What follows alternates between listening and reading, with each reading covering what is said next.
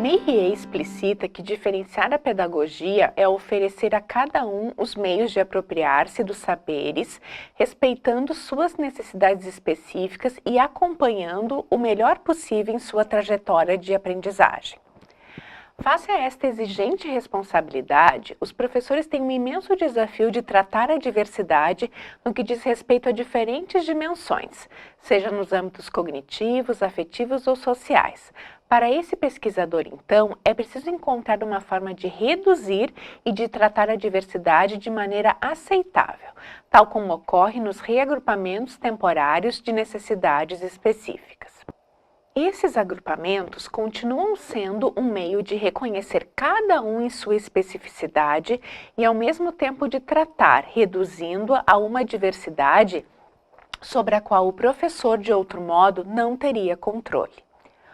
O PNAE reconhece essa heterogeneidade em sala de aula quando trata de atividades diversificadas, justificando sua importância na sala de aula.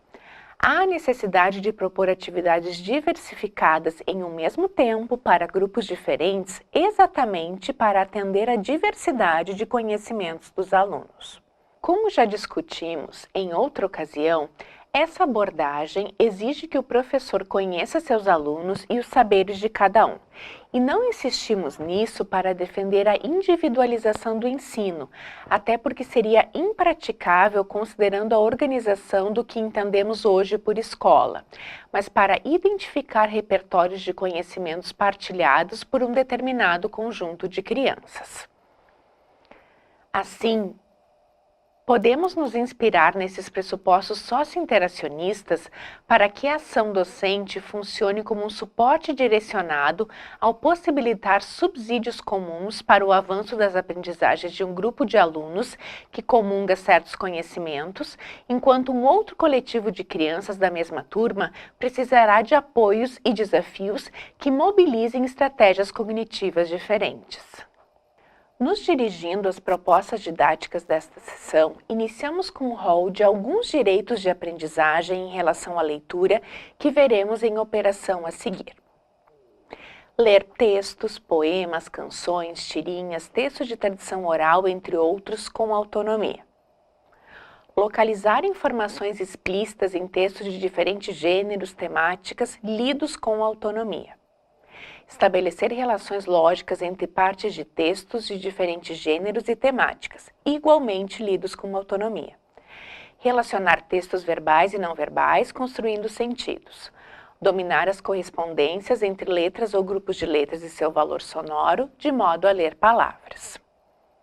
Iniciamos esta sessão acerca das estratégias didáticas que envolvem habilidades de leitura com a análise de uma situação planejada pela professora Aline Moreira dos Santos, que assumiu uma turma de segundo ano no segundo semestre do ano letivo, o que exigiu dela um exercício constante de flexibilização de suas propostas pedagógicas, já que em torno da metade dos alunos ainda encontrava-se em etapas iniciais da aprendizagem do sistema de escrita. No diário da professora Aline constava a seguinte descrição do passo a passo. Apresentarei uma parte do poema Laranja, Pera, Couve, Manteiga, já conhecido da turma, em um cartaz. Faremos a leitura coletiva e recolherei o cartaz. Depois, distribuirei uma folha com os versos do texto desordenados. Os alunos terão que recortar e ordená-los na sequência correta. Depois colarão no caderno. Ficarei junto aos alunos em etapas iniciais da aprendizagem da leitura. A estes, entregarei os versos de uma estrofe por vez para que ordenem, perguntando com qual palavra começa o primeiro verso e com qual sílaba ou letra esta palavra começa. Qual palavra está no final do verso, com qual sílaba ou letra esta palavra termina. Sempre que necessário, retornarei ao texto original e farei a leitura oral de cada estrofe a ser ordenada. À primeira vista, ao olharmos apenas para a atividade na folha, rapidamente encontramos similaridades com propostas já conhecidas, mas a descrição realizada nos mostra que o modo de colocação em prática não é universal, já que depende intimamente das estratégias de condução de que o professor lançará a mão. Neste cenário pedagógico, o material em si é apenas um dos elementos. Passemos agora à discussão de outros. A professora partiu, então, de uma mesma atividade material com foco na leitura do gênero poema e na consciência sintática, mas com etapas e intervenções diferenciadas. Enquanto um grupo supostamente conseguiria trabalhar de forma mais autônoma, a professora focalizou seu atendimento no grupo que precisava de suporte para a realização da proposta. Em primeiro lugar, ela delimitou o desafio a estes alunos para que lidassem com uma estrofe por vez e não com o texto na íntegra. Depois, ela já tinha planejadas intervenções específicas para a identificação dos versos, a partir de habilidades relacionadas às consciências sintática, silábica, fonêmica e grafofonêmica, para que assim conseguissem atingir o objetivo da atividade. Seria muito diferente se a professora simplesmente entregasse a folha aos alunos e esperasse a execução em sua mesa. E nessa diferença reside a potencialidade da proposta, porque a intencionalidade pedagógica aqui diz respeito à consideração da aprendizagem de todas as crianças. A professora buscou diferenciar o modo de condução da atividade porque conhece seus alunos e sabe que uma proposta única não se encaixaria às necessidades que se colocam. É preciso destacar que esse saber não é óbvio e que raras vezes nos deparamos com iniciativas docentes dessa ordem, nas pesquisas e práticas com as quais temos tido contato. Isso não significa que os professores não estejam dispostos a fazê-lo, mas ainda carecemos de formação didática para lidar com a diversidade.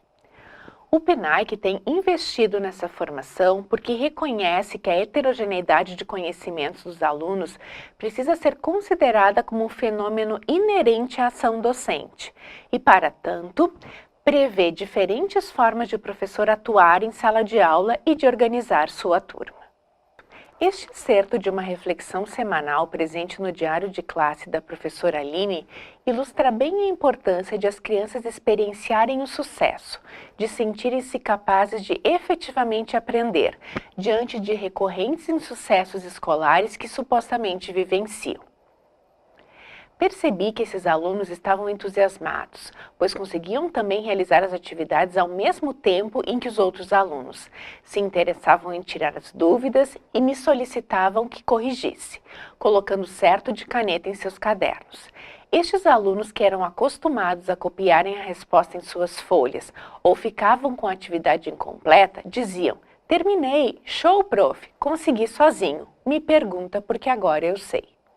Pierre Renaud claramente conceitua a diferenciação pedagógica ao definir que diferenciar é otimizar as situações de aprendizagem e prioritariamente aquelas que a escola propõe aos alunos que estão mais distantes dos objetivos ou que têm mais dificuldade para aprender.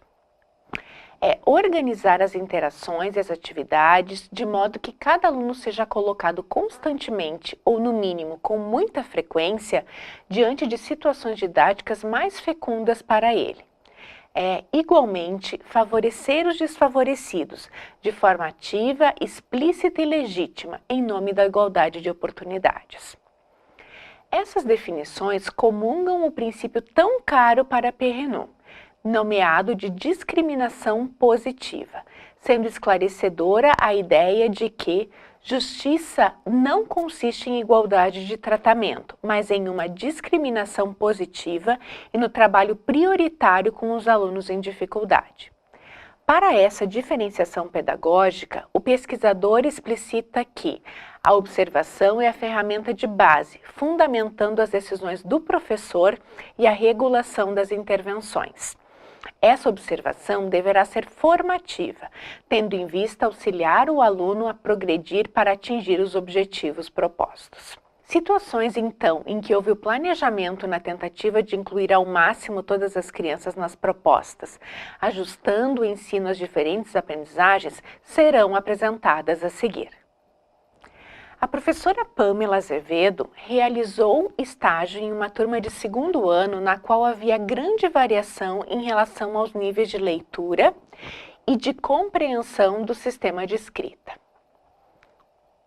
Para tanto, Pamela passou a planejar sistematicamente intervenções pedagógicas diferenciadas, no sentido de incluir todos os alunos nas propostas didáticas, priorizando as crianças que estavam mais distantes dos direitos de aprendizagem propostos. O projeto didático elaborado pela professora girava em torno do tema infâncias e, para tanto, ela selecionou textos de variados gêneros acerca de tal tema. Em uma sequência didática, 2 poemas do livro Mais Respeito, Eu Sou Criança, de Pedro Bandeira, foram abordados. Pamela explorou a materialidade do suporte, sendo um livro de coletânea de poemas, e as características temáticas, composicionais e estilísticas do gênero, tais como a estrutura em estrofes e versos, como é possível visualizar nas marcações feitas pelas crianças no texto. A professora realizou a leitura do poema, investido em ritmo e entonação. Houve também uma discussão coletiva acerca das experiências das crianças frente às situações apresentadas pelo autor. Depois de toda essa exploração, Pamela planejou desafios de leitura, descritos em seu diário de classe, ajustados aos diferentes conhecimentos de seus alunos no que se refere à leitura de textos. Agora vamos caçar palavras no texto, que pintaremos com a cor vermelha. Vou pedir ajuda dos colegas que quiserem participar. Para crianças que ainda não leem, Lucas, pode vir no quadro e procurar a palavra criança no título? Vamos ajudar o Lucas. Com qual letra começa a palavra criança e com qual letra termina? Para crianças que leem palavras, Mariana, pode vir no quadro e procurar a palavra infância no poema? Para crianças que leem textos, Renata, pode vir no quadro e procurar e ler para nós o verso no qual está escrito que os adultos se esqueceram de como é ser criança?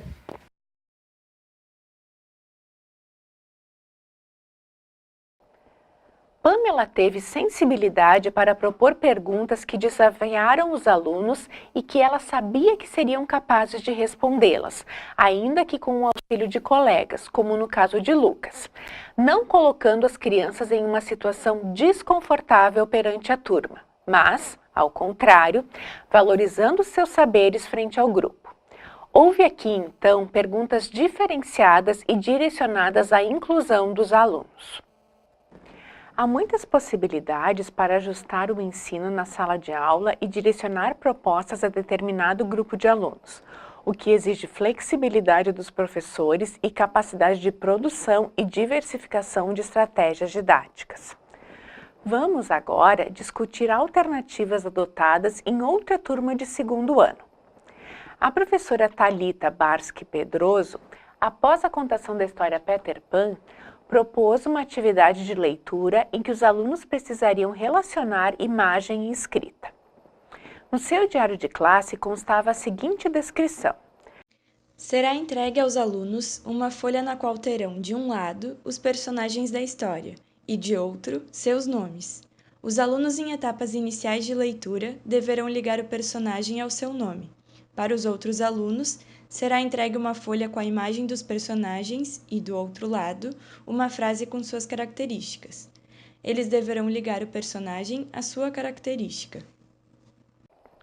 Há, por parte da professora, a iniciativa de planejar antecipadamente diferentes atividades materiais, já que sabe que a leitura apenas de palavras para os alunos que estão conquistando a independência nessa habilidade seria pouco produtiva e que ler uma extensão maior de texto, como a presente em uma oração, seria exigir além do que as crianças em etapas iniciais de aprendizagem da leitura poderiam realizar. Além dessa fundamental sintonia, o ajuste diferenciado facilita o acompanhamento que a professora realiza durante a atividade, uma vez que, com mais autonomia das crianças, ela consegue se dedicar àquelas que mais necessitam de suporte. Thalita, ao longo da atividade, pôde circular entre as mesas, fazendo intervenções mais rápidas e pontuais com vários alunos. E como nesta sala de aula ainda há presença constante da professora titular, esta permaneceu a maior parte do tempo com um aluno em especial que ainda não reconhecia todas as letras do alfabeto e precisou de apoio quase constante para atingir o objetivo proposto. A turma de segundo ano da professora Evelyn já foi caracterizada no que se refere à aprendizagem da leitura. Então, a partir daquele perfil em que a maioria da turma não lia ainda palavras, Evelyn passou a agrupar as crianças para promover desafios de leitura, tal como descreveu em seu diário de classe, mencionando a produtiva docência compartilhada, realizada com a professora titular. Eu e a Carla decidimos organizar a turma em grupos de acordo com os níveis de leitura nas quartas, podendo fazer intervenções diretas com um número maior de alunos. Vou tentar tornar essa atividade algo permanente. Ainda que os momentos de leitura deleite estivessem bem assegurados nessa turma, a intenção das professoras era proporcionar a leitura como exercício para acessar o texto e chegar à compreensão, uma prática em geral pouco focalizada na sala de aula. Veremos em seguida como as professoras organizavam didaticamente essa atividade permanente, tendo como exemplo a leitura de fragmentos da obra Lili Inventa um Mundo, de Mário Quintana, após a turma ter ido ao teatro assistir a peça baseada em tal livro. Veremos também que nessa proposta, os agrupamentos, os materiais, especialmente no que tange à extensão dos textos, as atividades e as intervenções eram diferenciadas. Aos alunos que liam algumas palavras, a atividade proposta consistia em encontrar a palavra correspondente à figura que acompanhava o texto e pintá-la todas as vezes em que aparecia. Por exemplo, encontrar a palavra gato em O gato é preguiçoso como uma segunda-feira.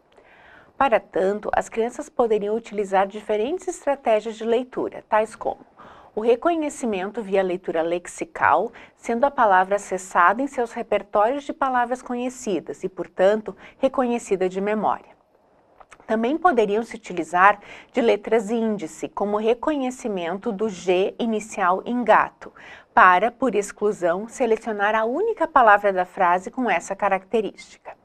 Ainda poderiam levantar hipóteses sobre a semelhança da palavra no título e na frase, fazendo pareamento termo a termo para verificar a repetição e assim decidir pela seleção da palavra. Os alunos que liam pequenos textos deveriam realizar a leitura, conversar no grupo e responder: o que será que Finoca disse para Lili? Utilizando para a compreensão e interpretação textual estratégias de levantamento de hipóteses sobre a possível continuidade da narrativa, tendo ativado conhecimentos prévios acerca da relação entre animais de estimação e seus donos. Eis o texto. O cachorro.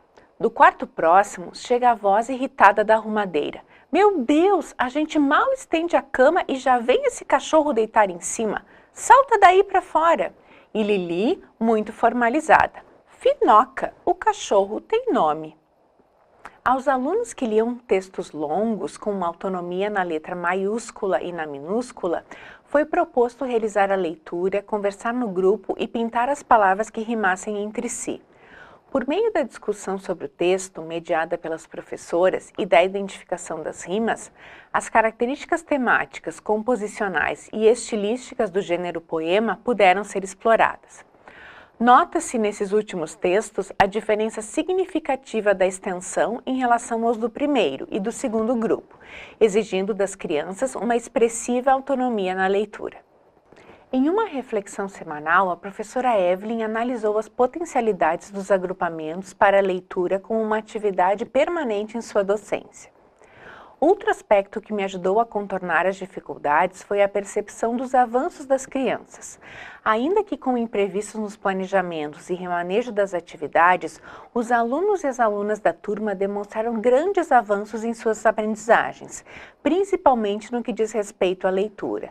Os grupos específicos, organizados mais frequentemente nesses últimos dias, foram uma boa oportunidade para acompanhar de perto o desenvolvimento das crianças e também para realizar intervenções pontuais com aquelas que apresentam mais dificuldades. A meta é tornar isto cada vez mais frequente até o final do estágio. Ressaltamos que estes são alguns saberes didáticos que a experiência docente permite construir. Quanto mais direcionadas às necessidades dos alunos as propostas forem, menos convocada a professora será para atender várias crianças ao mesmo tempo, e mais ela poderá qualificar suas intervenções, assim como focalizar o atendimento aos alunos que dele mais necessitam. Obviamente que o investimento no tempo do planejamento será maior, mas o saldo certamente será positivo quando, além de otimizarmos o exigente trabalho pedagógico em sala de aula, avaliarmos os positivos efeitos nas aprendizagens dos alunos. A reflexão redigida por Evelyn exemplifica o conceito de avaliação formativa tão preconizado por Perrineau, ao explicitar que qualquer diferenciação do ensino requer uma avaliação formativa, ou seja, uma avaliação que supostamente ajude o aluno a aprender.